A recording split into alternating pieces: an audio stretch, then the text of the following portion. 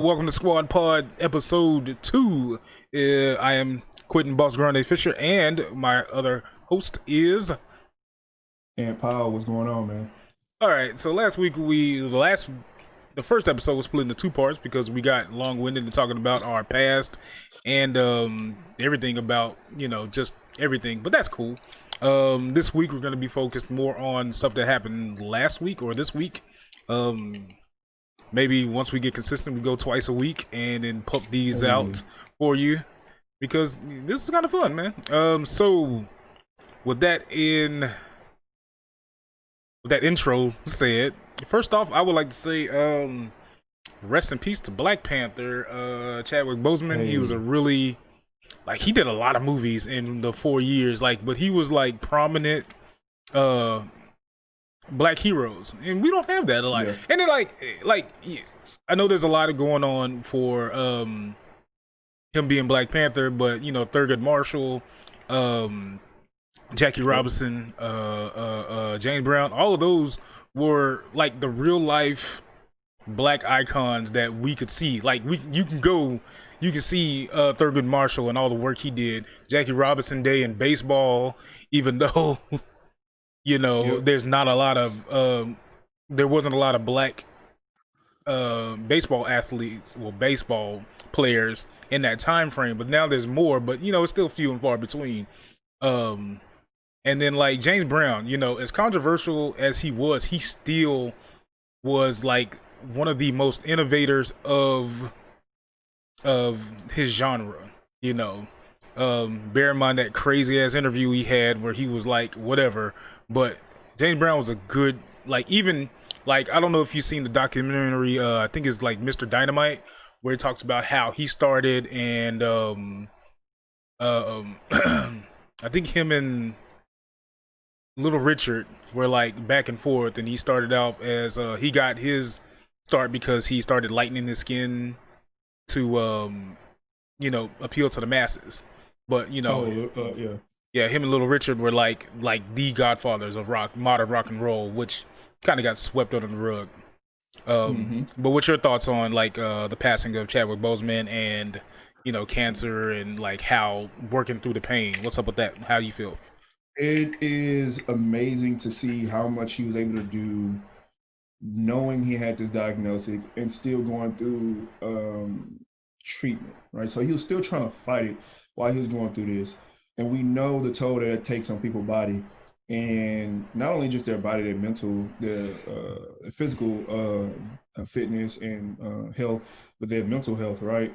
And the fact that he went through that and still did all that. And I think the reason why, because I often question, he was most known and he's most loved because of his role as Black Panther, which is a fictional character, and he played so many great real life characters. And I was like, why, right? Why? Because that's my mind always go to the why, right? So why was it the fact that he did his Black Panther was the one that blew up? And I think that's because that even though he played those real life characters who in essence were getting the highlight that they deserved in the films, they were still generally not generally niche to us, right? Black Panther was worldwide, one, and two, it is what I think what the fantasy of Black Panther and T'Challa, right, was what made people believe in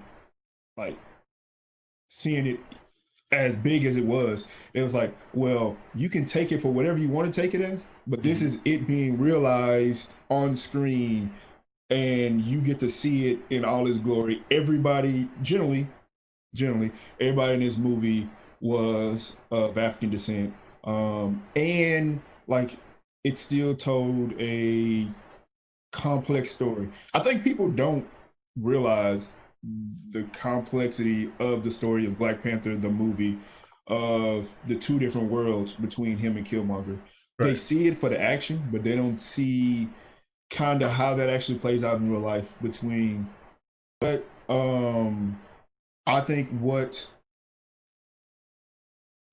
the fantasy of Black Panther and T'Challa, right, was what made people believe, like, in like seeing it as big as it was like, well, you can take it for whatever you want to take it as, but this is it being realized on screen, and you get to see it in all its glory. Everybody, generally, everybody in this movie was of African descent, and like it still told a complex story. I think people don't realize the complexity of the story of Black Panther, the movie, of the two different worlds between him and Killmonger.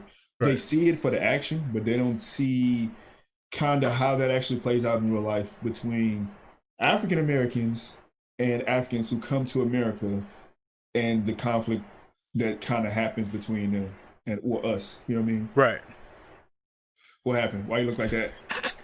Man, I really messed up. So instead of hitting record, I hit start streaming. So we were streaming the first 10 minutes of this alive. Okay. But I got what you said. Wow. And but yes, you were making really good points. Keep going, man. I'm sorry. I was just like, oh that's why I'm looking at your face. I'm like, I was like, I was trying to go live and mini free out. But go ahead. I'll cut it. We'll fix it. We'll fix it in post. Go ahead.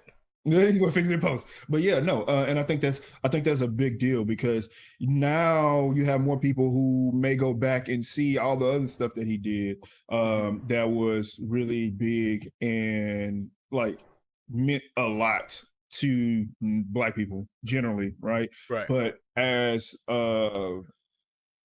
should mean a lot to Americans, because it shows you the American history and struggle of a specific group that did what they had to do, fought all the odds to come out on the other side, which is supposed to be the American dream. Right. But we all know the truth, right? Right. But it doesn't. And you saw it in Black Panther, and because Black Panther was funded heavily, really well, and pushed to so many people wanted to see it because it was a part of this universe that was already established and beloved by so many different people. It wasn't a niche thing. Right. People who didn't read comic books, watched Marvel's movies. People who didn't know anything about Marvel watched Marvel movies, right, and became fans of Marvel because of the MCU. And then him coming in there and creating basically the on-screen representation of Black Panther in such a elegant way. It was like, okay, yeah, this is dope. And it was a complex, really complex, like, storyline, as far as like, he wasn't like always the good guy. Like, he wasn't the good guy like the entire time. It wasn't like he was just like, you know, heavenly sent from heaven and can do no wrong, and he had a mishap and he's gonna come back from that because he's the chosen one. No, like, he made mistakes, and you saw that throughout the movie, and it was kind of I like that part. Other people may not have seen it, may not have read much into it, but I read a lot into Black Panther, and I think a lot of people actually saw it and realized how strong that character, because honestly, he led the Avengers and the Illuminati for a while. People don't know that if you didn't watch, if you don't read the comics and stuff, right? You know, so that kind of goes into, this was just setting up how powerful he actually is in the Marvel universe. You know what I mean? Yeah. And what I liked about the way Black Panther was presented was how he just didn't. It wasn't just him. You know, he was surrounded by a council. In traditional, African diaspora, it's like it takes a village to raise a child, and that's what it did. But also, too, with Killmonger, it also took a village. It would see what happened when the village didn't do anything to raise a child. And I feel like that, and like every year, my family, we celebrate Kwanzaa. And so all the principles of Kwanzaa was wrapped up in this Marvel movie with superheroes as the backdrop. You know, also like the amount of, like, I know everyone preaches diversity and inclusion, but I feel like with this movie, the fact that there were so many women in the forefront You know, in the other MCU movies, maybe Iron Man, you can say Pepper, Pepper Potts. but then Hmm. again, she was like in the background. She didn't get into the Yeah, mix until what, Iron Man 3, and that was yeah. barely because they were trying to save her or whatever. And then if you want to count Infinity War when everybody had their moment, but like this movie with Shuri, the way she was handled, the Dora, the mother, Nakia, all of those, he leaned on them for Yes. support, and I feel like that's a major thing that we, as especially in the era of toxic masculinity and toxic black masculinity, this movie shined through because everyone was depending on each other. When stuff went bad, hey, I need you, and the Hmm. encouragement. Even like how um him and Mbaku were like at odds or Bro, whatever. yeah. Let's come together. We need to take this because it's going to be bad for everyone.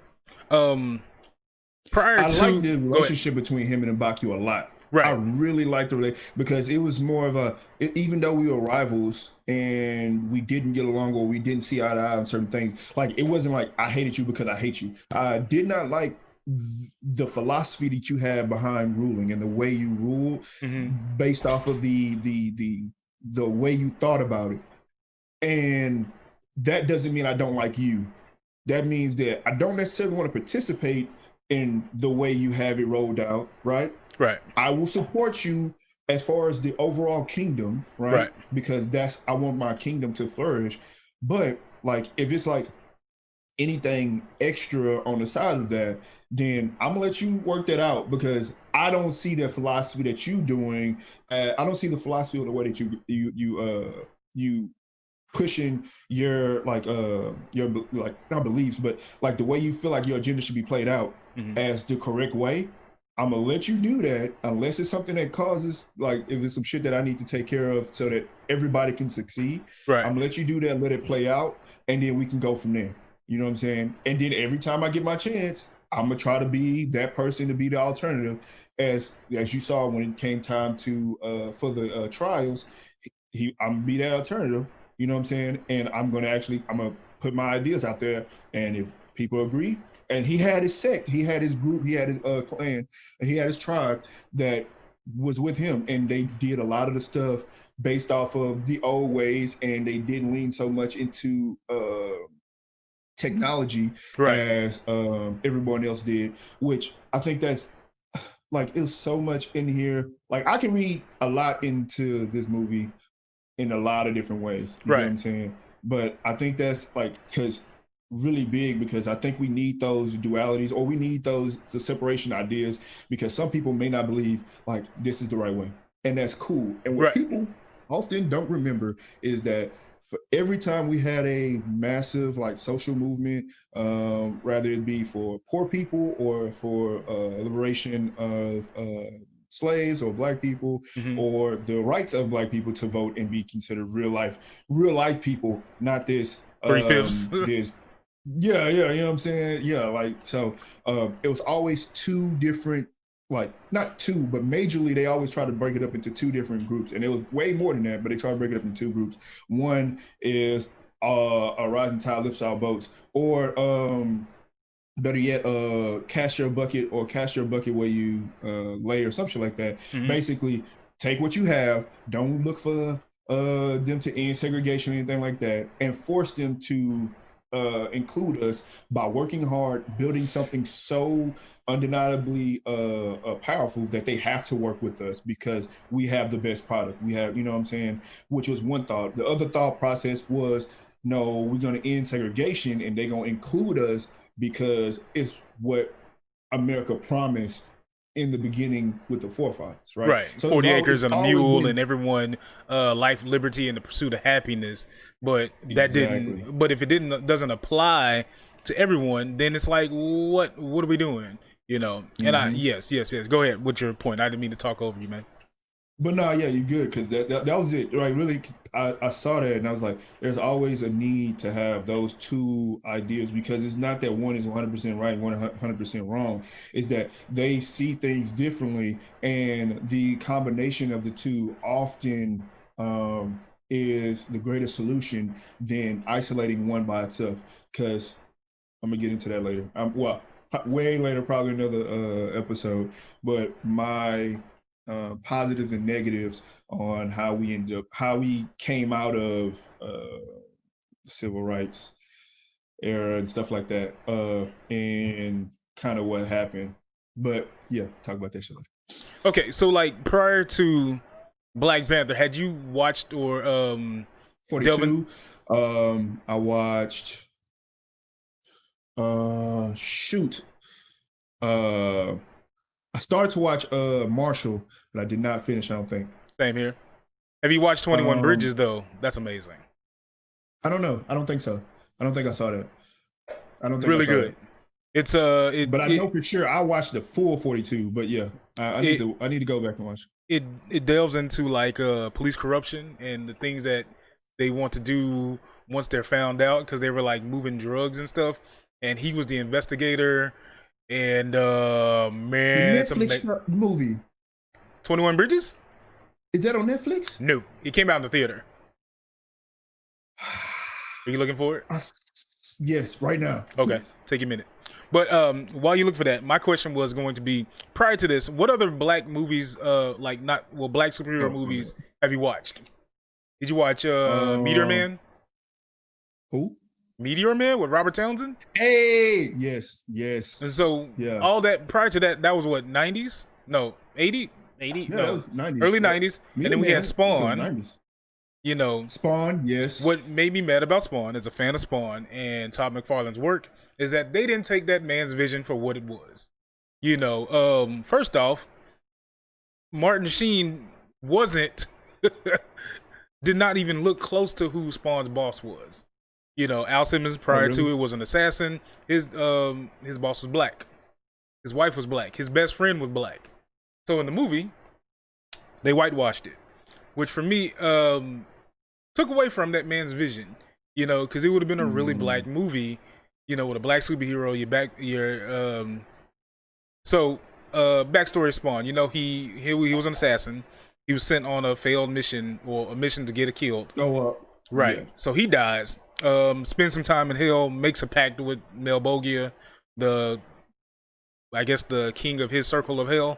Not quite the devil, but you know, in the hell, and he's over the hell spawn. I might be telling this wrong, but I'm just going from memory.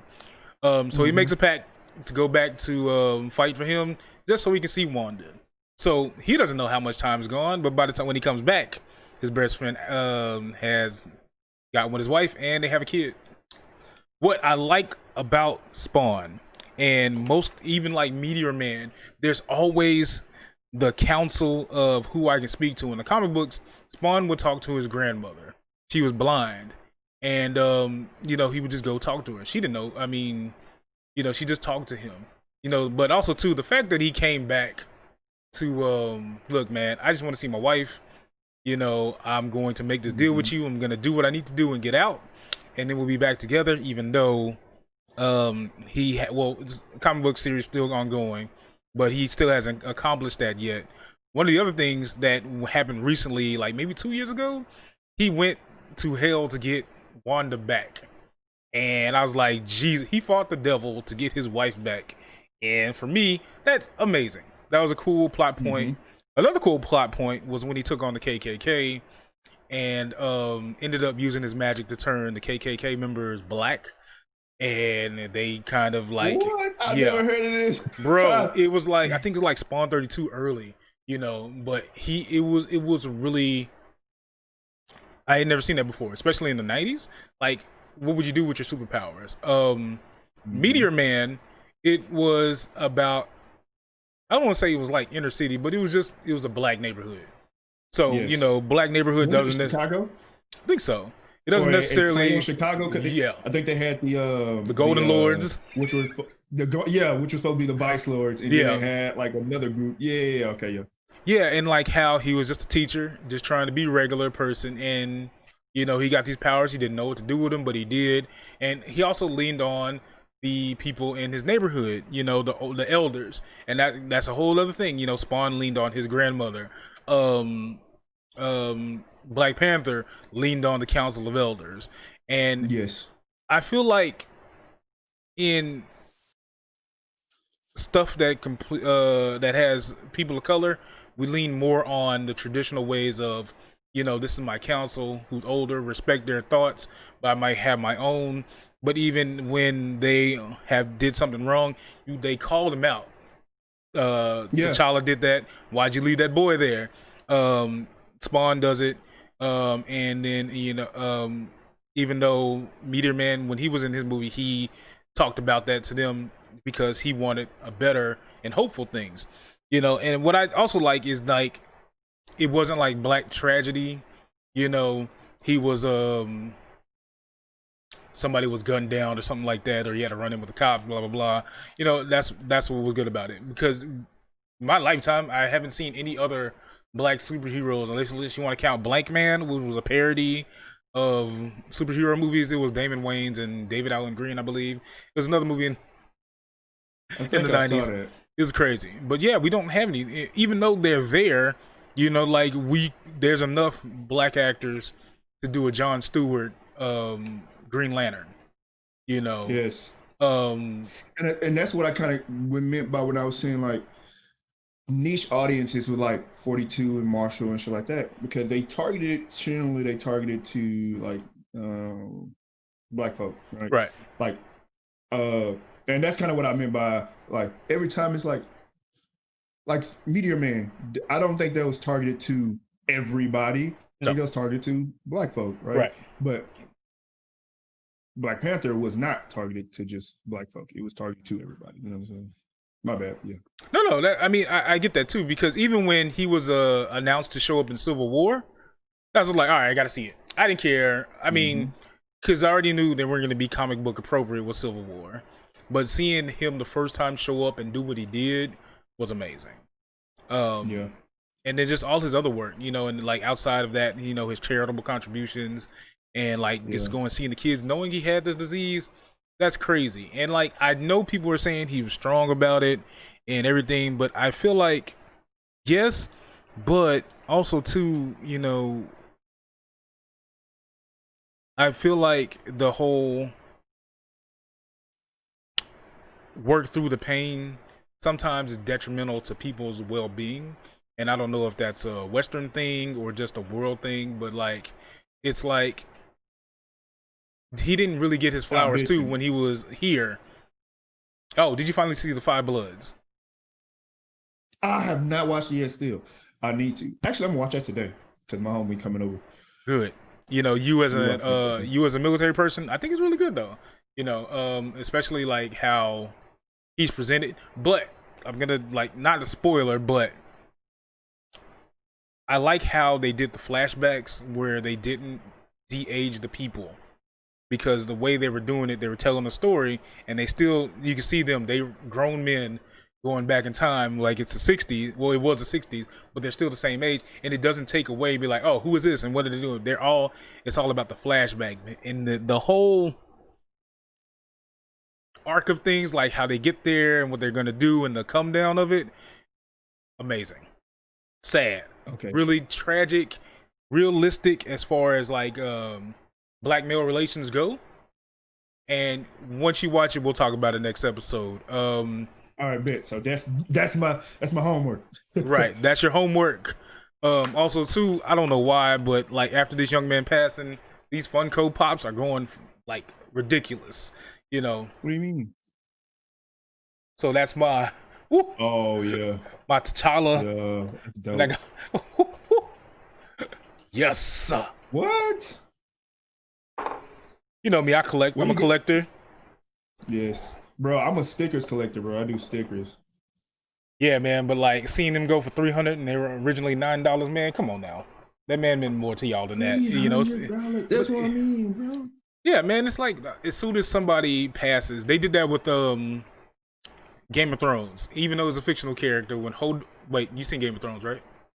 Yes. After Hold the Door, his pop was going for like $100. I'm like, come on, dog. It's not that serious. Everything's not a flip. Yeah, right. Everything's not a flip, and I feel like that's tasteless.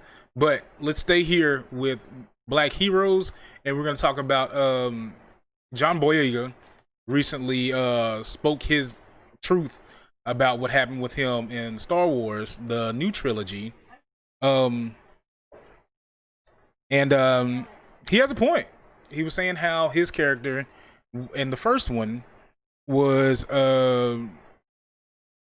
possibly going to be a Jedi, which would have been nice. But they are also like hinting at him being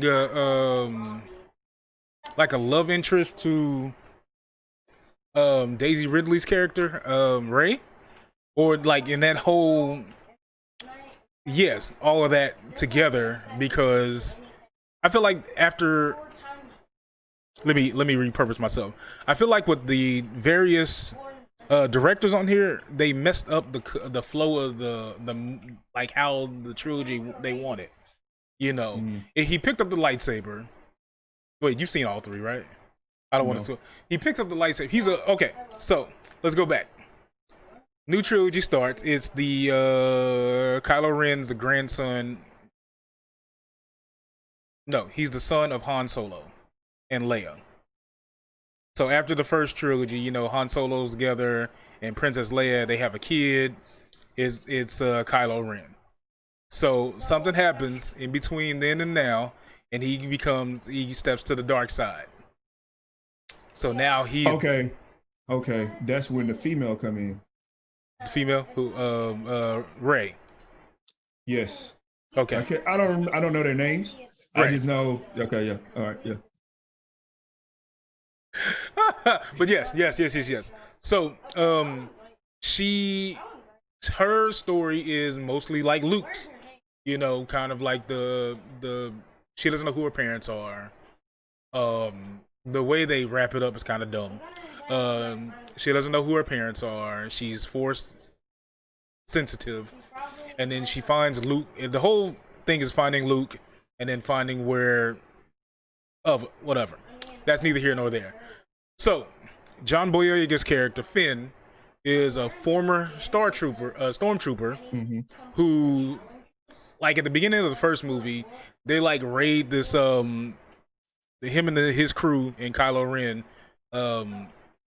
raid this place to find the whereabouts of the Jedi Temple to find Luke Skywalker. So they kill a bunch of people, and he's already like, I don't want to do this, I want to do this. And so he doesn't fire his weapon, so he finds a way to get out. And, you know, the movie takes place, him and the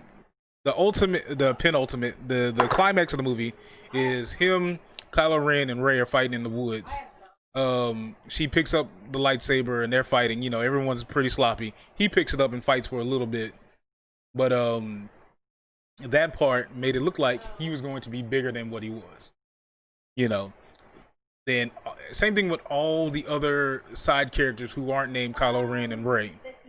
You know, there's a really cool Captain Phasma, played by the actress who played oh my god, the tall lady on Game of Thrones. She was the knight. Yes, Brianna Tarr. She played Captain Phasma, and they completely threw that character away. Same thing with John Boyega's character. Second movie comes, Captain Phasma gets nowhere to be seen. John Boyega's character is just there. You know, third movie comes, everybody else gets, everything is about the plot line of the Skywalkers. And like, Kylo Ren was pretty cool with his sword and everything, and how he was damaged, and how he was trying to be Darth Vader, and like all of that, and how he was lied to. And then it comes out that like Luke was like, saw the darkness in him and made an attempt on his life. So that's where the beef between him and Luke came out. But the different directors really messed up the whole continuity of it. But with that being said, had they would have handled his character like 50% as they handled like Black Panther's character in the MCU, it would have been a great thing for Star Wars. Like, to say that there's no black nerds or blurs is just like not seeing us, who we are. We like Star Wars, we like Star Trek, you know, all the stuff, Battlestar Galactica, all the sci-fi stuff. You know, there is a big subset of black people who do like that. You know, I do admit that a lot of the stuff that I wanted to watch as a kid growing up, horror and stuff, was gatekept by Southern Baptist roots. You know, no, that's the devil. Yep. You know, don't celebrate Yep. Halloween, that's the devil. You know, if we, you know, there's no aliens out there, there's only God. Don't let what is that? Don't let the devil poison your mind through your eyes. Yes. Yes. And if they would have handled that as much as like, he should have been a Jedi. He should have been the heir apparent, because they could have kept this going with side stuff, and the money that would have brought in. Like, imagine Halloween. Like, look in any store now. Like, prior to Black Panther, we didn't see no Black Panther stuff in the stores. Yeah, None. yeah. None of that. None of the clothing inspired. It was a big boom for business. Imagine if they would have had a Black Jedi that wasn't Samuel L. Jackson's character in the original trilogy. You know, and prior to that, I don't know. Like, have you seen most of the Star Wars movies? I've seen all 9. No, and most of the other I stuff. haven't. I caught them like in bits and pieces, Right? because like I don't know. I felt like going that far back to catch up. I couldn't because again, when it was first coming out, and it's just something that, it's not that I didn't want to watch it. It's just that it wasn't like in my realm at first. Right. And then yeah. I would say go back and watch all of them. The original 3 for me were really good, as far as we need to take down the evil empire, because they're evil. They're destroying planets, and we're just trying to live our life. And it's bad, you know. As far as the original trilogy, you know, where they started with Anakin, who later, it's his path to why he became Darth Vader. You can skip the first one, because the Phantom Menace was great. Had a great villain as far as Darth Maul, but Jar Jar Binks really messed that movie up, and everything seemed like accidental. Like, we accidentally blew up this planet. You know, like the whole last fight was on a grand scale accidental. Jar Jar Binks did some stuff, and, you know, like I said, accidental. Yeah. Attack of the Clones, and then I forgot the other one. But those are great because it showed how Anakin went from mild-mannered kid to dark side and all the influences of that. That's neither here nor there. What I'm saying is, if you do go back and watch, you count the black people on one hand. The original trilogy with Luke Skywalker had Lando Calrissian, played by Billy D. Williams. That's it. Damn. You go back and watch the prequels. That character. You had Mace Windu. That's it. Now, skip forward to now. This new trilogy, you had John Boyega. So that's 9 movies spanning 40 years with three. Now, let's talk about fandom. Now, fandom thought the first time they showed him with his helmet off, that's when the bullshit started. They said, so what's he gonna do? Hold his blaster to the side? Like, dog, really? Yeah. Are you serious? Yes. Hey, bro, I don't know. Like, people are, because the anonymous nature of the internet, people feel like they can say whatever they want to say, and they get like the worst of people. But yeah, it's whatever. Fuck it.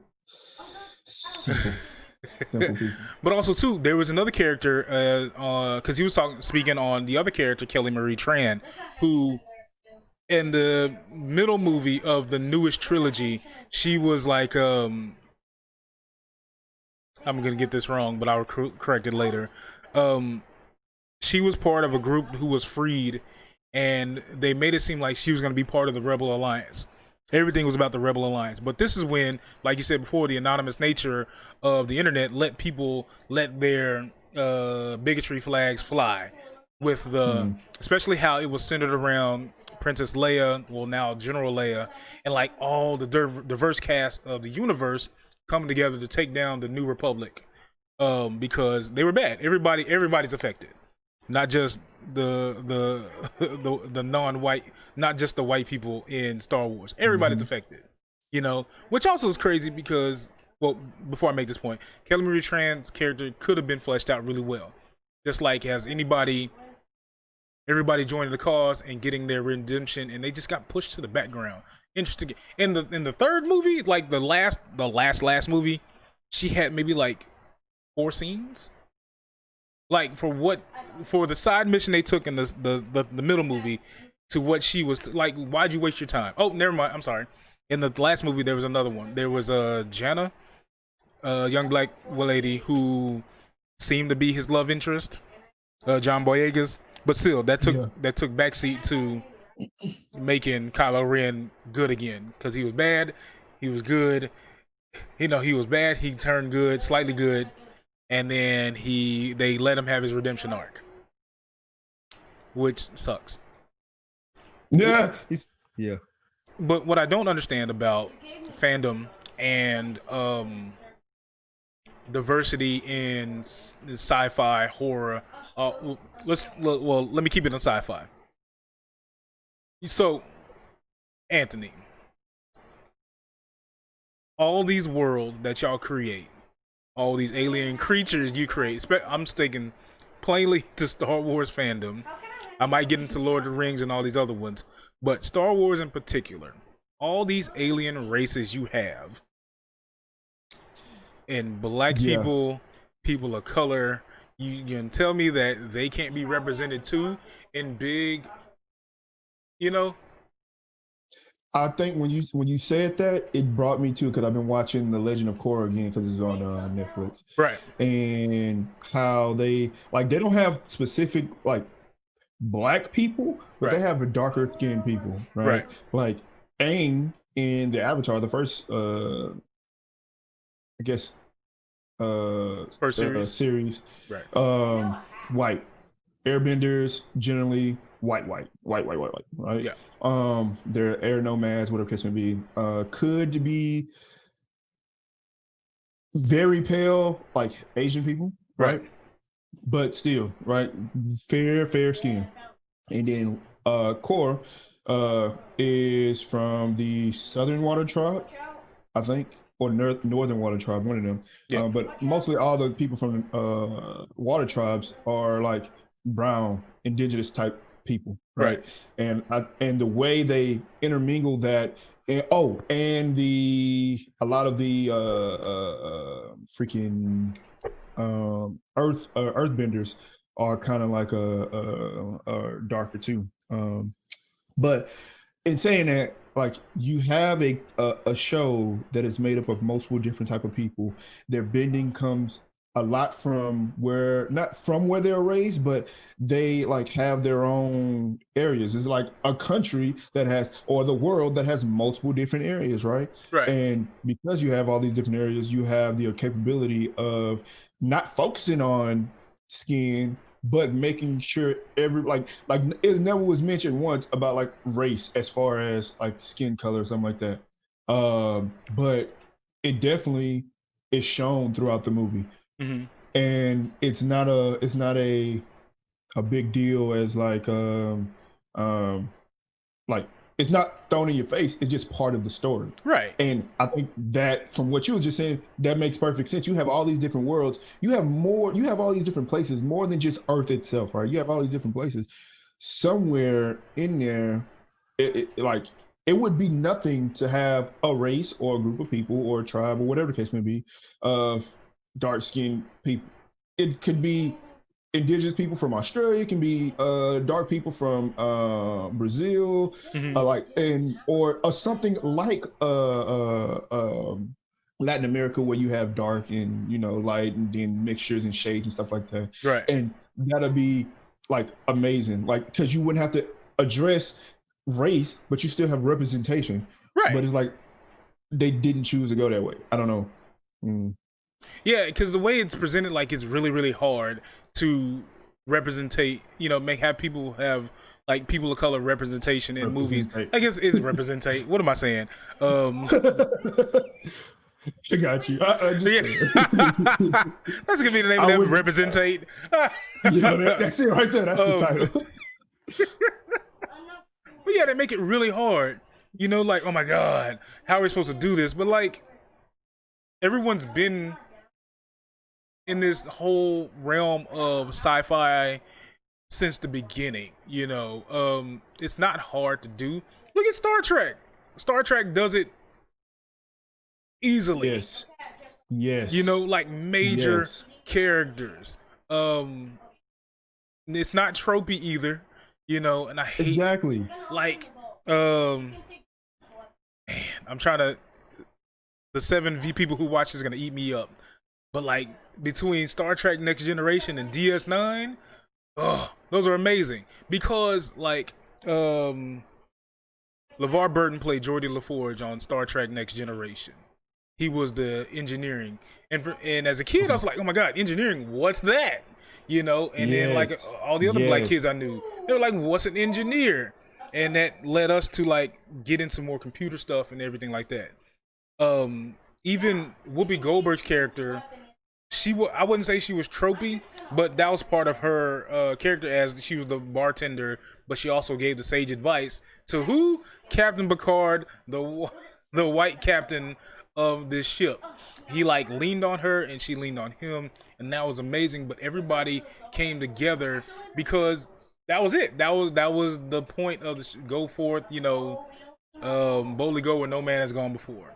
DS9 comes through with like the first and up until now the only, well no, I take it back. I was gonna say only black captain, but the new Star Trek series Enterprise has a black captain. And he came through and he was great. He wasn't tropey.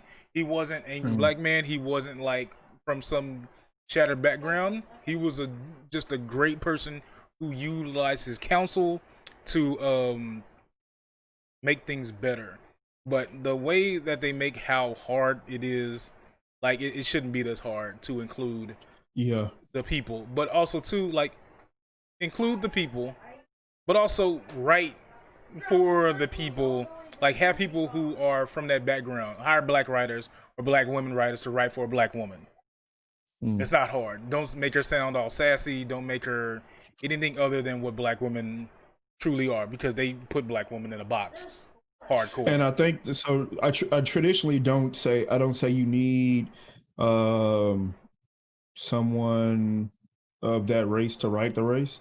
But the reason why I feel like it's important to do that is so that you won't do the caricatures that you see, right? Because if the dimension that you see is all these black people in these movies that you see are like one dimensional, if you get somebody in there who is of that yoke, who understands the multifaceted nature of us as a people, then you can write them on multiple different ways, which have a twist and twang of all where that includes those tropes in a sense that the tropes come from somewhere. So it's not like they don't exist. Right. It's the fact that they're over exaggerated to make it more of a, without a doubt, this guy's black. You know what I'm saying? So Jar Jar Binks was, sorry to cut you off, but Jar Jar Binks was a trope. Misa Yusa, I was like, oh my god, why are you like this? And even though, like, I get what George Lucas was trying to do with that. He was trying to make somebody kid friendly for the stuff. It was voiced by a black man. But it felt like a trope. Like we are more than like comedic relief. Yes. Yes. In our talk about black superheroes, I left out Steel. Man, I remember Steel. Yeah. Well, the movie with Shaq. But yeah. I think they made Steel the same way they made, what was that damn movie where he was a genie? Kazam, which I think they didn't take it serious. Mm-hmm. Right. Right. So I think that's part of the reason why, because Steel was okay, but it reminded me a lot of Meteor Man too. Mm-hmm.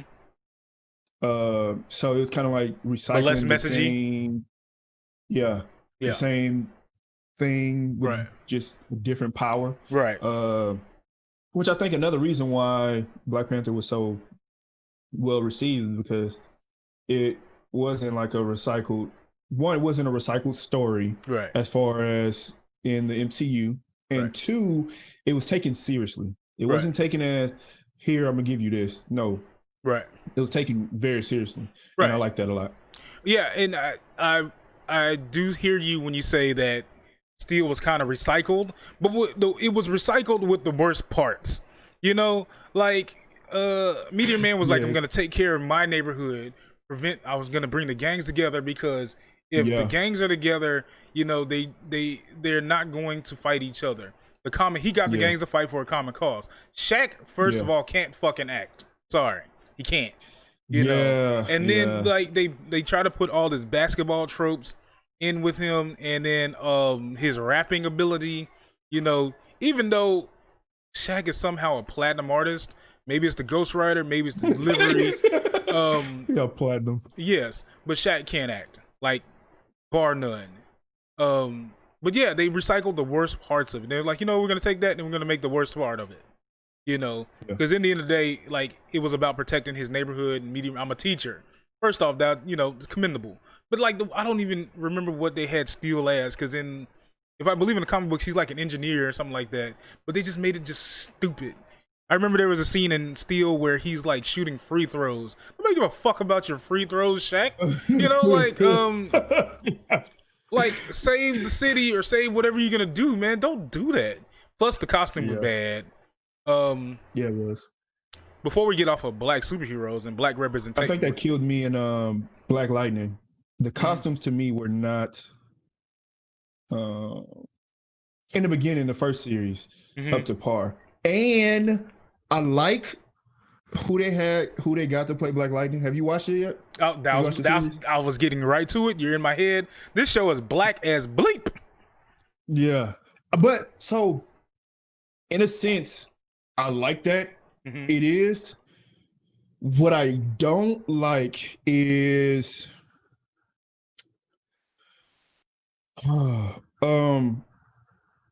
so for as far as the culture, right? I like that because it shows the truth of, because again, like multifaceted nature of black folks, like the inner city, almost all the inner cities look like that are like majority black, right? I'm not talking about like a New York, right? New York inner city is multiracial, right?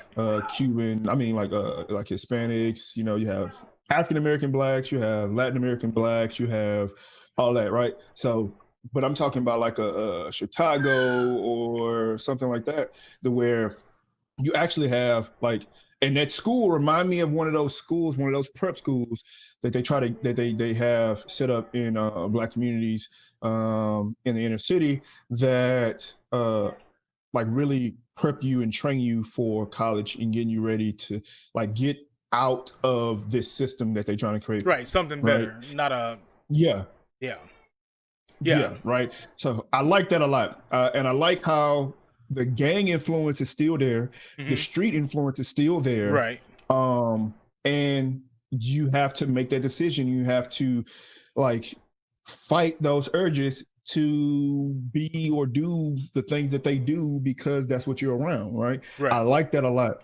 What I do not like is how it was like, in a sense, it's one dimensional that they made Black Lightning, Thunder, and the other daughter, Lightning. Yeah, whatever. I can't remember. I don't remember her name, man. I'm sorry. But yeah, those three, right? In the beginning, it was so like, I'm gonna say like they're so one dimensional in a sense, but it was one dimensional. Like they had it was different dimensions. Like they had different like angles and avenues, whatever it can be. But each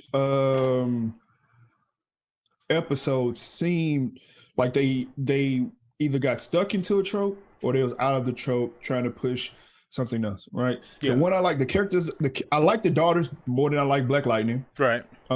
As far as the writing goes, Mhm. but because Black Lightning in the beginning, he's like holier than thou, and yes, you had your struggles and you fought through your struggles, and I'm like, yes, we see that all the time. That's the typical I made it black guy, right? Cool. You know what I'm saying? And I was like, True. all right, Very true. yes, okay, yes, continue to preach. That's that Bill Cosby, don't sag your pants. All right, got it, right? But the daughters were more multifaceted to me.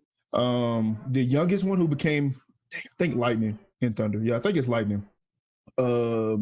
She in the beginning I thought she was being played like the trope black teenager, but no, that's her personality, and she evolves more throughout the series, which I end up liking. Right. I like a lot more.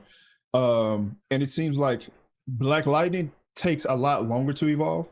And then Thunder, she's more that activist, pro-black, yo, we about to rock out type girl. Yeah. And then I like how her significant other is not black, because that shows like, yeah, she's pro-black and she's la la la, but that kind of shows a different, like it's not if you ain't black, fuck you type of deal. It's just like hey, I'm gonna take care of my people.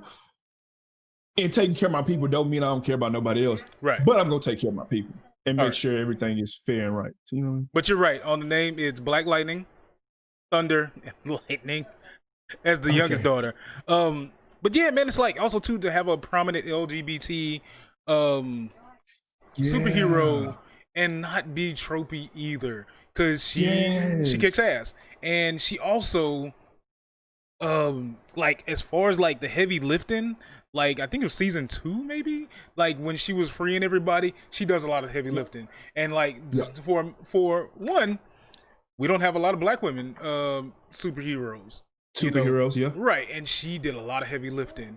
And also too, I felt like it was also for Lightning, her arc was, this is gonna sound crazy, us two black men talking about black women, but like how black women have done the heavy lifting in society, and how she was like, I really don't want to do all that.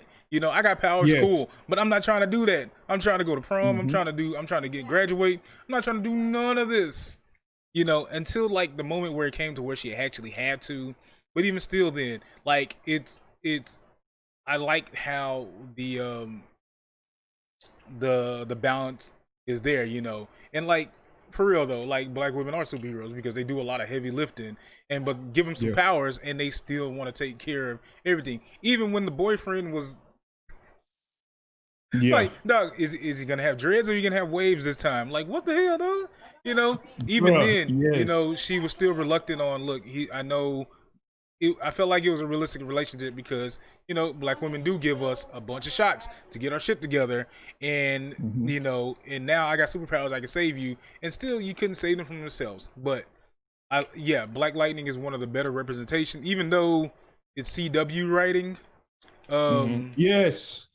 Bro, I think if Netflix had that, like a Luke Cage, bro, I think more of a, because I like Luke Cage, but I think the writing was better on Iron Fist season 2.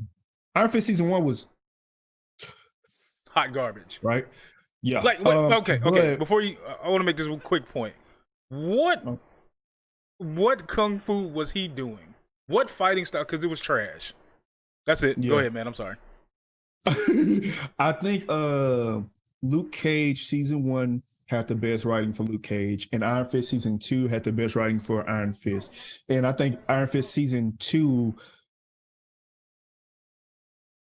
the story in Luke Cage was better than Iron Fist, but the character development and writing in Iron Fist season 2 was better than Luke Cage almost overall. I hear that. I think if they would have kept it for season 3, because he was becoming, I think season 3 was supposed to be his growth moment, because season 2, if I don't know if you saw season 2, but it left off to where he took over for the gangs, trying to be the good person, Mm-hmm. but keeping that power structure in place because he felt like it needed to be there, and that was the only way he could take over. But in doing that, he became like the gang boss, the crime boss. You talking about Luke Cage or Luke Cage? Yeah, when he took over, yeah. So I think season 3 would have been him coming to, because he was kind of preachy, not as bad as Black Lightning. He was kind of preachy in like season 1, but I could deal with it. I can understand where he was coming from. Right. It wasn't so strong that it turned me off. Black Lightning almost turned me off. It was real close, but I wanted to watch it. Right. I wanted to see it. Right. But still, I think season 3, because you kind of saw it in season 2, is when people start to turn, the community start to turn on Luke Cage, right? And it causes Luke Cage to do a different type of self-realization of how he moved forward and what's going on. But I think we were robbed of that, obviously, because of the whole deal with Disney coming up with their own streaming service and pulling all their fucking episodes off Netflix. Right. Bro, y'all not gonna write this. Y'all not gonna write this. Y'all not gonna write it like this. You're not gonna do it like this, because traditionally your stuff is like too nice PG-13 type crap. Wait, so you're saying what you're saying is Disney isn't gonna write black stories correctly, like the same Disney that made Song of the South. Yeah, right. That's what I was like, bruh. And you know, I did not know Disney made that at first. Really? I remember seeing it on, man, I'm showing my age. They used to have, after school, used to have like, no, it was Saturday mornings. After cartoons, they would have like the CBS Story Break or something like that. And it would show, it would show like a Disney thing. And that's when the first time I saw Song of the South. And then we used to have, like, my teachers used to have, like, in music class in elementary, they had a record with some of those songs, and I never knew, you know, just like the ice cream truck song. It's like, that's crazy once you find out what it's about. Yeah, exactly. But I don't know, man. I think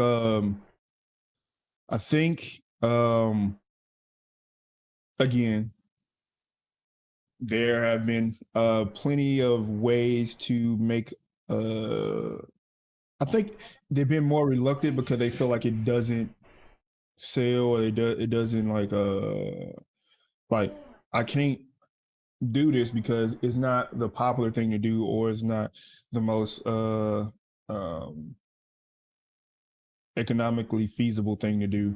And I think Black Panther showed that that's a goddamn lie. It is a lie. If you do it right, you will, like, it works. You know what I'm saying? But you got to understand how to, and don't get it twisted. Ryan Coogler is an amazing director. Like, this dude is freaking, to come from like almost out of nowhere, and from, I think he's from LA. I know he's from Cali, but like from, like, I'm like, bro, like he's legit. And I think that helps a lot with putting the stories out there, having somebody that take it serious, and then also putting the actual backing behind it. Because CW, all their uniforms suck. So when I saw Black Lightning uniform, it sucked. Oh, that's what I think I didn't like. I like his acting, even though it's super preachy and shit like that, and like whatever. But like, his body movement is awkward as hell. So when he be doing his like fighting, Black Lightning, and the first season was way worse. He got a little better in season 2. Like, it wasn't as fluid. It was kind of like stiff. You know what I'm saying? So I didn't necessarily like that. But again, Thunder and Lightning, their choreography with their fighting scenes is a lot better. They're not as stiff. And I think that's just because the way his body moves. I think big and lanky. I want to disagree. Well, I want to. I hear your points on him being preachy. I also feel like, hear me out here, I might be wrong here, but I feel like he's playing his character correctly, for one, being an older black man who's a principal, who's preached a lot since his, because remember he was Black Lightning as a kid, and now he's an adult, and he's taking that preaching aspect to his Black Lightning. Because you see how like he does corny black older man really well. Okay, Really yeah, you're well. right. And then he fits that in, but then now he's the Black Lightning superpower. Plus he's older. You know, and you know Yeah. what we as old black men get, we get ailments, you know. Yeah. We get Yeah, you're right. you know, it's getting cold out there, so it's Black Light. I feel it in my knees. It's about to rain. I'm like, what? Man, 2 hours later, it rains. Did you see that? He's like got the BC powder after. Yeah. Yeah. He got the yeah. BC powder because his knees are acting up. I'm sorry. Let me get back on task. But yeah, but like the daughters, they're younger, and like as far as Thunder goes, she's angry. You know, I'm going like her fighting style fits her personality of how angry she is, and that's good. That's great writing as far as that. And Lightning, she's like, look, I'm just trying to do this so we can stop all this so I can go back to have a regular life. And I feel like on that point we did really well. Like that's the great part about representation with those, and like how the Black Panther effect with Chadwick Boseman is going hopefully helps down the line. But back to like John Boyega's point, how his stuff, like how that was really messed up because they do put black people into the background. And even on point with another actor who responded to him was Ray Fisher, who played Cyborg in Justice League movie. Okay, now there's going to have the Snyder Cut, which is a 4-hour version of this movie, would actually go into his background. But like Cyborg is a whole other superhero that they just don't even touch upon in this movie. He's there. You're right. And I feel like with black superheroes we're better than that. But CW writing is trash.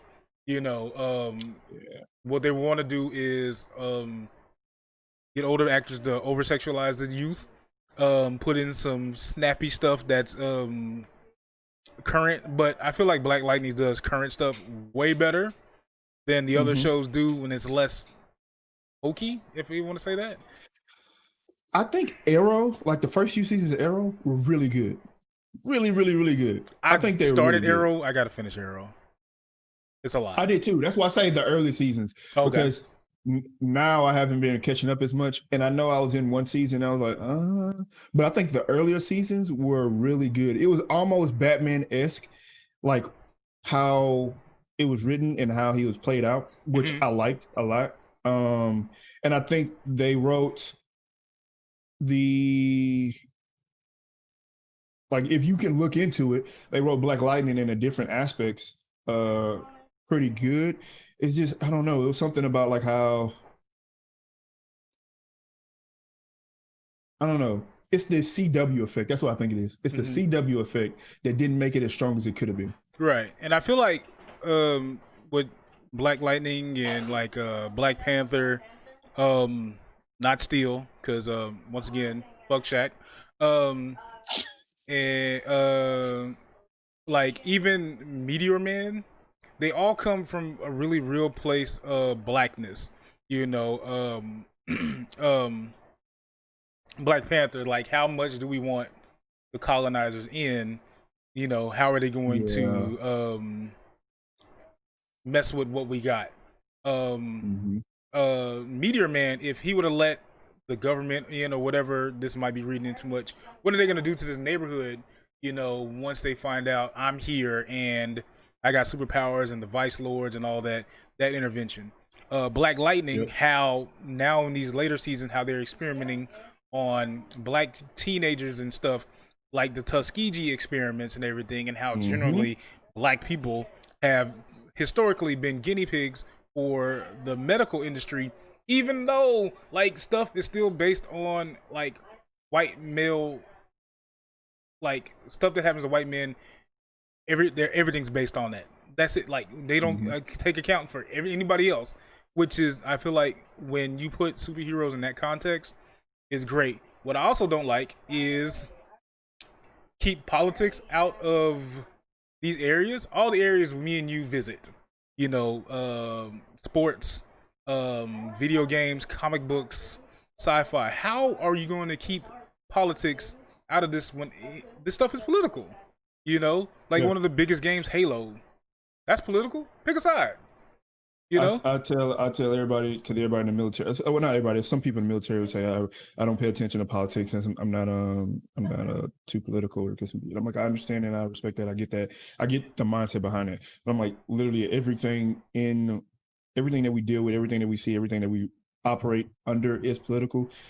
You just have to be able to navigate that and identify that and not be overly sensitive. I think the problem is that people become overly sensitive about it, and then they go into like either you so political that all your views have to be right, or you just so apolitical that none of your views have a concrete basis. And no, it's not that. A lot of people have a lot of views that have concrete basis, and they feel like that view is not a political view, and it shouldn't be super like risen, right? I mean, it shouldn't be like focused on as a political view.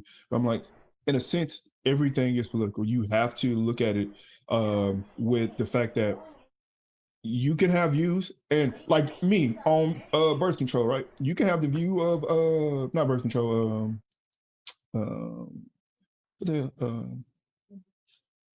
abortion, but not what is it called? Pro-life people. Like, bro, you can have your views, whatever it may be. You can try to convince other people about your views, but you can't force everybody to do what you want them to do. Right. Like, guess what you can do? You can tell your family, you can tell your kids, you can tell your cousins, your nephews, and your nieces. You can try to make them not do that. But to try to have the government make people not do certain things, I'm like, what the hell, right? Like, no, right? But that goes into what I'm saying. Everything is literally like everything is political.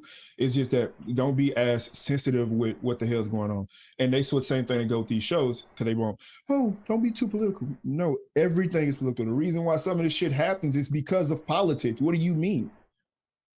One moment. All right. Do we pause? Okay, we're back. So, with that being said, let's get to our next point because we are going hard to paint. In this week, NVIDIA talked about their new graphics card, starting with the 3000 series. So the 3070, the 3080, and the 3090 was announced. What are your thoughts on this? This is really good because the 3070 is not the cheapest, right? It's like $500, $600. I think it's $500, $499. Yeah, but it's better than almost all. It's better than all of the 28 series. I mean, 20 series, like all of them, right? Even if it's just slightly better than a 2080 Ti, that's still $500 to be better than a 2080 Ti, which is a like $1,000 plus card, right? So I think that's really, really, really, really, really good. Me, I personally do a lot of laptop gaming because if I get deployed, I can't ship a big ass station with me. So I always get laptops. I do everything primarily through laptops. Like laptop, right? So for me, it won't like affect me right now. But I think anybody who's waiting to upgrade or working off a 1080, the 3070 will smash, the 3080 will smash, and the 3090 will destroy. Oh my God. But again, the 3090 is expensive as balls. Right, and then it comes out in September? That's the one that's coming out earlier. Bro, yes. What is it, September 24th? I'm looking at the our information. Let me see if I can find it. I had it in the Discord. Somebody put it out there. Let me see. How do I? Oh, there we go. Zoom in. Yep, zoom in. Did I put it in there? Yeah, you did. Okay. So that one looks like it's coming out in September 24th. And then the 37, 38 are coming out in October, respectively. what I don't like is I wish I would have showed more of games that weren't necessarily fine tuned for that. Like the demo was amazing. Um, Bro, yeah. that marble, whatever. I know it wasn't like a real game, and it was heavily like this is the cheat codes. This is what we brought for the You know, the demo Yeah. was like the demo house. Oh man, this is what your house could look like. But it was great. Not too concerned with Fortnite. I mean, I play Fortnite a lot. It's a great game if you play it. You know, it's a fun game. Don't get too into everything, the competitive nature, blah blah blah. But I don't know how much more you can make Fortnite look better based on what it is. That's just like the videos where they show Borderland looking better. Like I don't know with the art aspect of it, how much better can Borderlands look? Yeah. You know, It was designed to look it was designed to kind of have that look because it will kind of be timeless in a sense. right? And you adding this stuff to it because it's not like a realistic look, it really doesn't give much benefit, but it does help a little bit, but not Right. it's not some dramatic thing. Now, the Minecraft with the ray tracing, that was bonkers. Because everyone that I know who plays Minecraft, they have a certain vision of what they want their world to look like, especially with all the extra stuff Minecraft has put in as far as like different maps and shaders and map packs.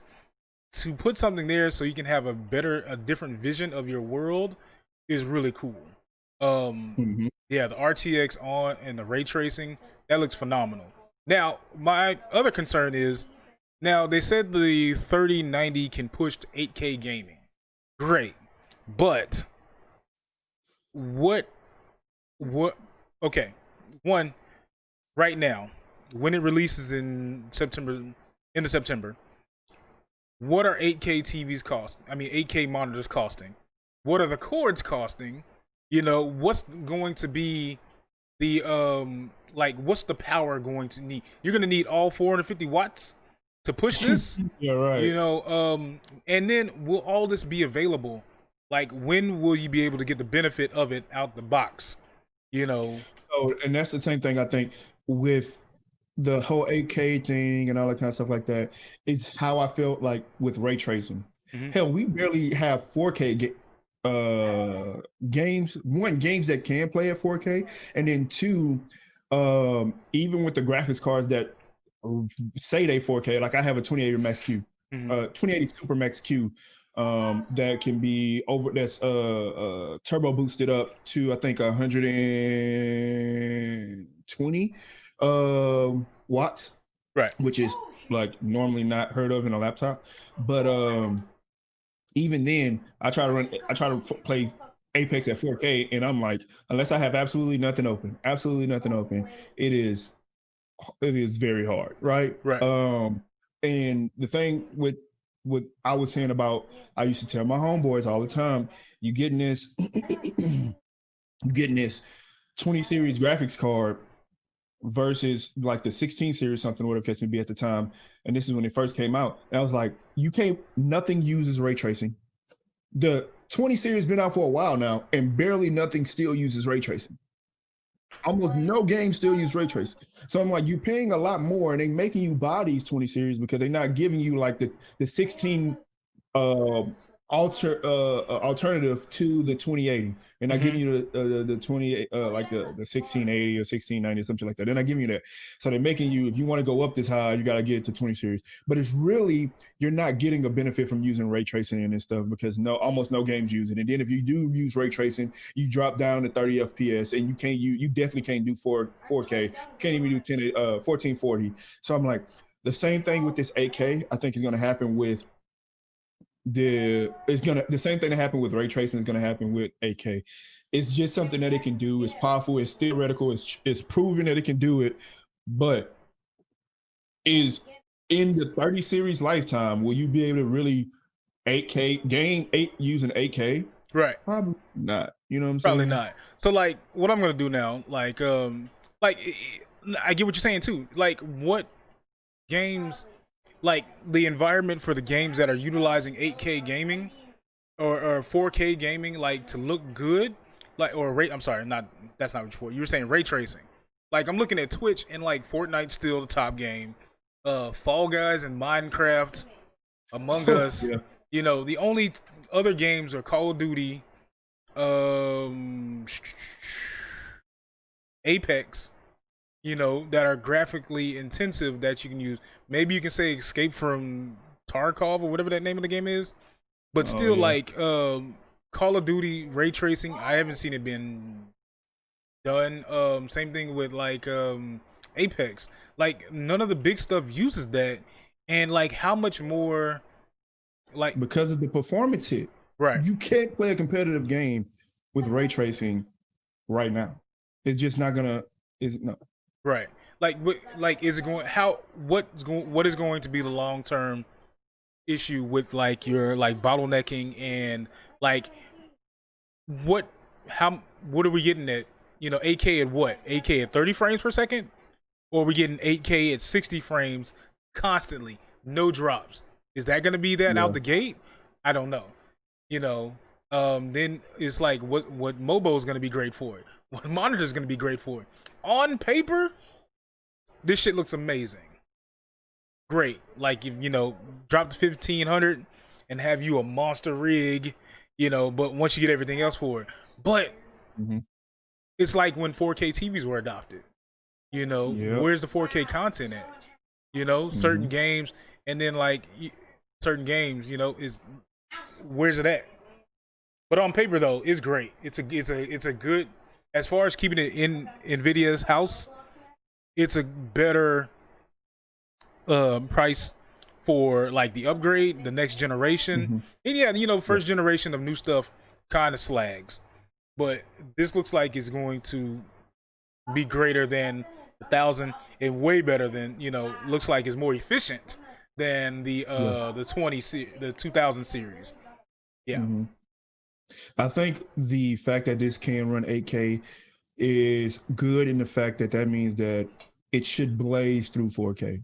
Like right, you shouldn't have those stuttering issues. You should be able to do 4K 60. You probably should be able to do 4K 120 or 240. You know what I'm saying? If you can do 8K, then I think you should be able to do all that. But that's the benefit I see out of 8K. I think it's part of the marketing. Oh, how good it is. And they know no one is going to be able to like it's no almost no monitor that has low latency and that you can play games on like competitive games with 8K. right, So it's just kind of like the marketing part, which is cool. But I think that means something really, really, really, really good for 4K because 4K gaming haven't even been fully adopted yet. Not even fully adopted. Not even like 1/3 adopted yet, right? right, People hardly pay 4K. You know what I'm right. saying? And like, how's that gonna And look on Twitch? Because right now it's 1080p's like that. Like that's the highest you can go. I think unless you're like partnered. And then like Facebook gaming, the highest you can go unless partnered is 720p. Like no yeah. one's there yet for like how this is going to be implemented. Like gaming is fine, but what about streaming? Are people streaming at 4K right now? I don't know. I have to do my research on that. But like, No, no, absolutely not. who can watch? How's that benefiting the people who are watching you? You know, like I Mhm. seen like I know when I was on when Mixer was up, Mixer did 1080p great, low latency. You know, Twitch and Facebook gaming though, like Facebook gaming 720p. What's that? I mean, like I get it, but you know, you have to downscale everything for it to look, you know, so it doesn't look like shit. But Bro, the infrastructure behind Mixer mhm, was so amazing. That's why they were able to do 1080 so seamlessly. Like their infrastructure was fantastic, bro. Literally, if I was these companies, not that Mixer's out the game, I would be in talks with Microsoft to utilize their technology right, or like trying to like I don't know buy it or whatever because Mixer's technology was like ridiculously as far as like bandwidth throughput like all that kind of stuff like that was really really really really good. yeah, that's the only one. Like when I would get 1080p, great. When I would stream directly to it, also too, like the whole the delay, there was none. you know, I see the chat and I can respond in real time. Even the implementation of things like when I play No Man's Sky and the fact that people could either help or harm, that was pretty cool. You Mm. know, they can use whatever points they get from watching the channel to add to your struggle or to take away from it, which is a great thing. I Mhm. know Twitch is implementing some things like that, but right now it's like hit or miss. A lot of it's just like quizzy type stuff, you know, and it's like thing to get like not false engagement, but I mean, it looks like false engagement. You know, I'm here. Oh, there's a game. Let me play it. What do I get from it? Not much, you know. But I do miss Mixer. Rest in peace, Mixer. Yeah, yeah, me too. I think they couldn't overcome that Twitch supremacy, bro. Man, I think a lot like when they picked up Ninja, and Ninja didn't do much. Picking up all these big names. They really didn't do much for the channel because It was they only had really one massive marketing push, and that was towards the end. Before I worked, so when I did my internship at Microsoft, I went to a Mixer event and didn't know what the fuck Mixer was. I found out after the event because it was at the Xbox at the Xbox part of the campus. I found out what Mixer was after the event. I was like, oh, I didn't even know there was a thing. Because actually, I found out. I think I talked about this last time during the internship talk that the CEO of Microsoft had, where he said that the feature that they had that would highlight people who were in like the most engaging part of the stream. The algorithm that you came up with that was part of an intern's hackathon project that they then rolled over into a full-fledged product because of how good it was. Oh wow. And that's when I found out really what Mixer was and how it worked. I'm like, oh man, let me look into that, right? Yeah. But before that, I didn't see nothing about Mixer. I didn't even know it was a thing. I literally didn't know it was a thing. And then they did a whole bunch of marketing behind, right when they acquired Ninja, they did a whole bunch of marketing. And it was like, but the marketing was behind Ninja, not Mixer. It was behind Ninja, right? And I was like, okay, cool. And then they just like cut it. I'm like, well, you can't push all this marketing right before you make a decision to like cut it. You have to be like pushing this marketing before to overcome Twitch. You're not going to just overcome it by having something there. Right. You know what I mean? Because I know they did buy it. I think they acquired it like a while ago. I think they acquired it from somebody. I can't remember. Right. It used to be Beam. It used to call it when it first started. It was called Beam, and then later they switched to Mixer because I guess the naming and stuff like that. But they also had like the Lightstream integration for people who don't have computers or something like that. You could set up overlays, and it would relay through Lightstream. Because I used to do this all the time, to where you can have your overlays while streaming from console without having. You can go online and like from your smartphone and edit your overlays and stuff like that. And once you hit live on Xbox and you're going through the Mixer app, it would integrate with that to where it showed all your, just like OBS. It was like a console OBS, and it worked flawlessly because of how it was put in. But that lost all. Now Twitch is getting that as well now because I guess people gotta go places once it's gone. But yeah. But are you excited for the next gen of graphics cards? Yeah, definitely. Yeah. Yes. So I know I got to make an upgrade. I got to upgrade from this 570. Yeah. So now I'm waiting for what AMD has. I know they're going to be in a great price point. I don't know if they. I feel like Big Navi has a lot of things to overcome, especially the fandom factor, because people have already drawn their lines in the sand as far as, well, AMD's done with this, but I mean, it's on paper. You know, it hasn't been out in the wild. I know Digital Foundry has done some things, but you know, Digital Foundry kind of favors. But I think that can turn around simply because of how everybody was so Intel until this last batch of Intel AMD CPUs came out. Right. And then now everybody was like, yo, I want an AMD CPU combined with a freaking high power output NVIDIA graphics card. Right. Because all the AMD CPUs, which are super capable, are mixed with like 2060s, 2060 Ti, right? People want 2070 Ti, 2070 Supers, 2080 Supers with their AMD CPUs. And I think if AMD put out a product that you can tell that is better, and not by a little bit, by pretty much a lot, I think at the 3070 range, maybe 3080 range, then they can pull some. I think they could pull some of the market share at that range. I don't know if they're good at. I don't know if they're like they have progressed enough to be able to beat the 3090. Right. But like if they can beat that for value and performance, like they did with Intel, they destroyed Intel. Right. Bro, people looking at computers like, damn, I want this so bad, but why I got to be an Intel? Like literally, when I bought mine, I was like, bro, I want the fucking Ryzen in here, I want the AMD CPU, not this Intel. But it's the only one that had the 2080 Super. So fuck it, I guess I take it. You know what I'm saying? You look back. Like when that's the attitude you have towards Intel, then AMD pretty much winning right now. And then as soon as people start putting that in AMD processor in there, it's gonna take off like hotcakes. If they can do the same thing with their graphics division, they'll be good. I think like Intel is like really, really expensive. Like, and I feel like they had the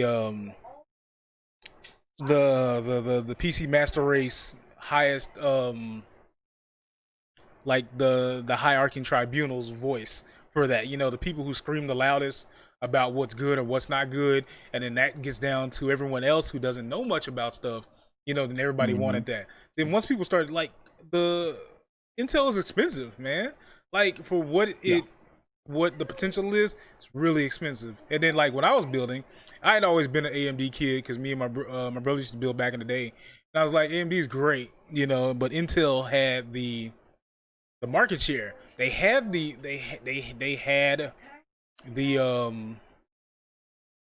it factor. There's the wow factor. I'm better than you because mine's an Intel and yours is a what? You know, like how Dell took off back in the day. Dude, you're getting a Dell. And you know, pre-built computers, we didn't know anything back in the day, you know, especially if you're just trying to get one.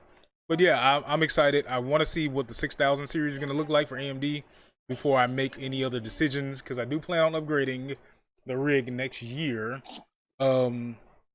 But as far as NVIDIA goes, I want to see what else is going to happen. I know Tokyo Game Show is coming up, and some more stuff's coming to see what else is down the line. I want a quick point I want to jump on. So now, with that being said, do you think the next-gen systems are going to live up to the hype? No, I don't. I think they're going to be way more powerful than the previous gen, of course. Right. But I don't think you're going to be gaming on the next gen consoles at 4K, 60 FPS on a AAA Call of Duty. You know what I'm saying? Right. Like I don't think that's gonna happen, even though I think the capability is there. And I think they're gonna be extremely expensive. Extremely expensive. And I think that's where Microsoft is seeing the fact that they like, look, I get it, most people won't buy the machine, but I can still sell the software, right? That's why they have so much shit that's gonna be cross-platform with PC, because they're gonna have what is that shit? What is that? Game Pass, which is a lot great. Of stuff is gonna be on Game Pass. Game Pass Ultimate is a great value. Yeah. So like you won't really be able to beat that. And I think that's where they're at. I think they're looking at that and they're seeing like, are these moms gonna buy their kid a freaking $600, $700, $800 like gaming console? You really think it's gonna be $600, $700? Yeah. I think Microsoft is gonna undercut that. But I think Sony, they never gave up. So I think it's gonna be like $600. I just wish, this is a big wish, and like I don't know find a genie lab, I'll probably spend all 3 wishes on this. But I wish the fanboyism But, would just go away. You know what I mean? Like if the yeah, game me is too. trash, you know, it doesn't matter what system it's on. You know, yes, some people gonna have their exclusives. You can say what you want about Halo, but you can say the same thing Hmm. about like any other like God of War series. You know, if Hmm. it's for you, it's for you. If it's not, you know, what more can you do? You're not gonna convince anybody to jump ship. In that same vein, like I wish people would stop shitting on Nintendo because Nintendo has a Me formula, too. even though they're kind of rigid with their standard as far as like stores and their Nintendo seal, they are consistent with their demographic of making games fun for everyone. Now, fun for everyone has translated into bucket loads of money. And as much as people like shitted on the Wii for having the motion controls, what happened after the Wii? Everybody tried to have their own motion controls. Microsoft had Yep. to Connect. Sony had the little snow cone glow things. Those motion Yep. controls. You know, Every VR machine had it. every VR machine had it. You know, like Mario is a force. You know, side scroller, the whole 3D Mario, that is a force. Mhm. Zelda's force. I wish they would bring some more Metroid out, but whatever. Animal Crossing is a boon for that company, especially during lockdown and Man, yeah. pandemic, and people are trying to escape. And I played the shit out of Yeah. them. Well, I still do out of Animal Crossing because it's a great escape. Everything doesn't have to be shoot 'em ups and this is gonna sound like I'm shitting on Call of Duty, but everything doesn't have to be a shooter, and that gets boring Mhm. fast. That happened with in the Doom era, like not the computer era with Doom, Hexen or Heretic, Duke Nukem, Serious Sam, all that. That shit got boring, man. Like nobody wants to run around shooting stuff all the time. You know, get some good fun stuff in that older people can play as well as younger people. They have a great formula, and I think they're the party console. Like you can pull a Switch out or Nintendo console out at a gathering, get like a potluck or get together, some shit like that, mhm, and play like the party games, and everybody have fun. You know what I mean? right. Right. And I trust Nintendo is the thing you trust around your kids. Yeah. you know, Uh, yeah, yeah. yeah, my youngest has gotten into Super Mario Odyssey. It's great. You know, he's learning the sight words and he's like, "Oh, I know this word." But it's like it's fun. It's not bloody. It's not inappropriate, you know, it's right it fits the middle. And they do have harder core games, but like that's great. But I feel like in the past games have been mediocre but they utilize like brutality and like all the other stuff like you know ultra sex not ultra sex but like you know yeah sexuality hyper violence to push forward this mediocre ass game to where everybody's like oh my god this game is great not really you know um on the Nintendo tip they had a also too when they do their tree houses or whatever they do, they are in and out. They're like, this is gonna be Yes, I 16 like minutes. that. We're not gonna take up your day. So they announced Mario 35th anniversary stuff. Yep. Um, the Mario 64 coming for the Switch, Sunshine, and Mario Galaxy. Three of like the better. They left Mario Galaxy 2 out for some reason, but whatever. So, three of the best 3D platforming games in our lifetime. Mm-hmm. Mario 35. Did you see that? It's a Mario battle royale game. So Yeah, I heard about it. I did not see it. it's like Tetris 99. So everyone starts on the first stage of Mario Brothers. You know the original Nintendo, and the Yep. more enemies you kill, you send them to other people. So you're racing against 35 other people to finish levels to be the last person standing on Mario, which is amazing. Which kind of seems like the Wizard. You ever see it? No, Who is it? no. You're too young for that. There's a movie. What? There was a movie back in the '80s that Nintendo put out with at the time like the megastar Fred Savage. It was about these kids going to Fred Savage and little brother were going to Nintendo World Championships. I think it was in California or Florida, and it was wrapped around his little brother had autism. It was during the Super Mario Brothers 3 launch, so they were playing that game to win money, and he was going to find where his parents were or whatever. It's a really great movie. It's sad, really sad, but it was wrapped around that Super Mario 3 and racing, but that's a different point. What I'm saying is, before I put through that sad ass movie in there, I think it's pretty cool to see who you race against other people playing Mario, which has never been done. Another thing that they had was these 3D. No, it's Mario Kart with augmented reality. So you and Sir can get these Mario Kart like go-karts. They're little tiny things. They're like remote control cars. They have a mirror, they have a camera on it. And you set up the little cones or whatever, the checkpoints, and you can race around using your Switch to play Mario Kart in the real world in your house. What? Yes. Oh, that sounds so dope, bro. Yeah. Watch the fuck out of this. Are you watching it right now? No, I will. I'm when we get off stream, I'm watching it. Yeah, so I thought that was like, man, I don't just like when they're Labo, like they are always on the cusp of innovation, because you know if it fails, so what? But I feel like with this technology, it's gonna be in somebody's once pandemic's over, that's gonna be in somebody's Dave and Buster's, making them buckets of money. Because I can race cars around on a fictional track of Mario Kart at my own discretion wherever.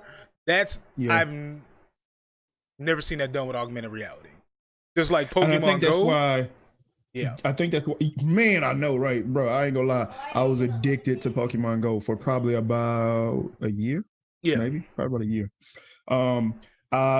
They innovate in a different way than other companies, gaming companies, and I think that's why they stay on top. Yeah. Not only their first parties are really good, but they innovate in such disruptive ways that you can't count them out. You know what I mean? So I think that's where most of their, even though they have these ass backwards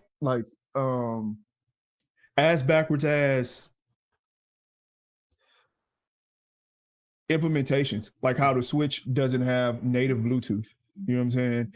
Like even though they have, it's like it's 1080p docked, you know, or it's just like there's no Ethernet port on there. Like what? Yes.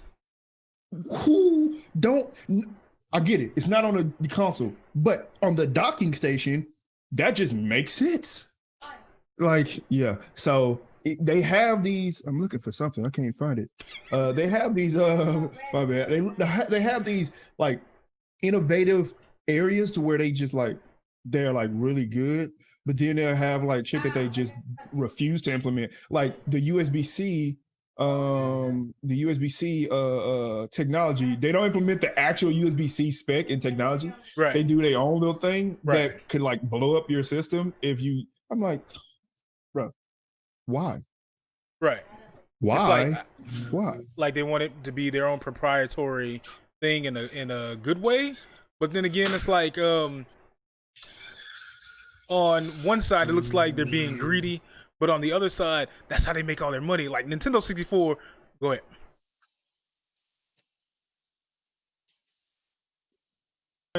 Back in it. What were we talking about? Oh yeah, they innovate in amazing ways, and I see everyone else going. This is going. Give it a couple years, and everyone's going to copy this. But what I was saying about Nintendo 64 is that's how they made more money than like PlayStation 1, because everyone had to buy the cartridges in a bulk. So, but cartridges didn't have loading times at that time. You know. That's the other thing too, is like if they would have bended more and never, if they would have bended more, PlayStation probably never would have happened. It would have been a CD play Super Nintendo, and it would have been Sega, Nintendo forever. But yeah. All right. I think yeah, that's good. Yeah. I was gonna say, any final thoughts before we get out of here? What are you playing this week?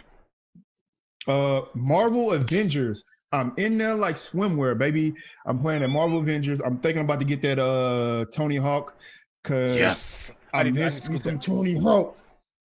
Yeah, so I think I'm Were about they to wrong about pick the up game? Tony Because I Hawk. know. I'm talking over you again. I'm sorry.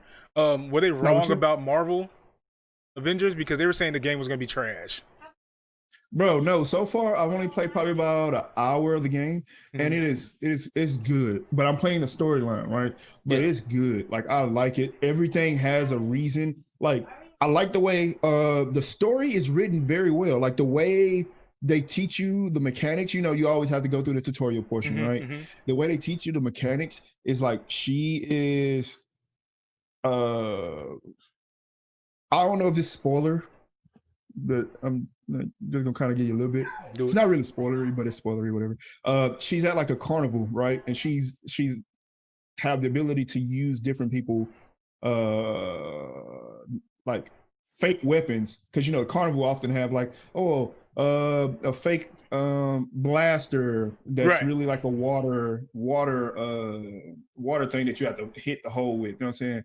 So they use the carnival tricks and events to play as the weapons and teach you the mechanics, which I thought that was really, really, really good because that it played into the storyline very well. Like the reason why she was at the carnival made sense. The reason why, or she was at the event made sense. All that stuff made sense, and it was really good. Graphics is amazing. They don't look like the MCU characters, which Right. I thought I was going to be drawn back from, but they still play very like they. I still feel like they're the characters, so Right. I think that's really good. Yeah, I played the demo, or the beta, and I was like, yeah, it wasn't as jarring as people made it out to be. I feel like Thor looks more comic book Thor than he did in MCU. Yeah. You know, everybody looks more Mm-hmm. comic book wise. What am I playing this week? I'm gonna throw it up there. I'm gonna go return it back to my. I'm gonna try to stream 3 times this week, so Monday, Wednesday, next Saturday. After we record, I'm gonna put this up for Tuesday, so I'm gonna stream some Nino Kuni tonight. Nino Kuni 2. What is that? Wrath of the White. No, wait, Nino Kuni 2, the Kingdom one, or whatever. So it's an How the RPG fuck you spell that? from Ninokuni 2. Looks amazing. It looks like a Studio Ghibli film. It's amazing. Okay. It's on Switch. Where's this at? It's on Steam. It's on PlayStation. I think it's on Switch too. So I'm gonna stream some of Oh, that. Play some platform. Either that. I'm gonna stream RPGs this week. Straight up. got it. I don't know what else I want to play, but yeah, I need to finish Anthem because Anthem was amazing. Looks amazing. You can get that too for $5 now because Anthem's cheap. What? Yeah, and it's About to do that right now. and I'm gonna play some more Apex, man. I'm trying to get better. Get with me, man. Let's go. Get on this Apex game, baby. I'm ready. I'm about to be streaming that right after this, man. I'm telling you, because I'm about to be playing it until my homeboy get on. Okay. So with that being said, we'll see y'all next week when we have another stream. Oh yeah.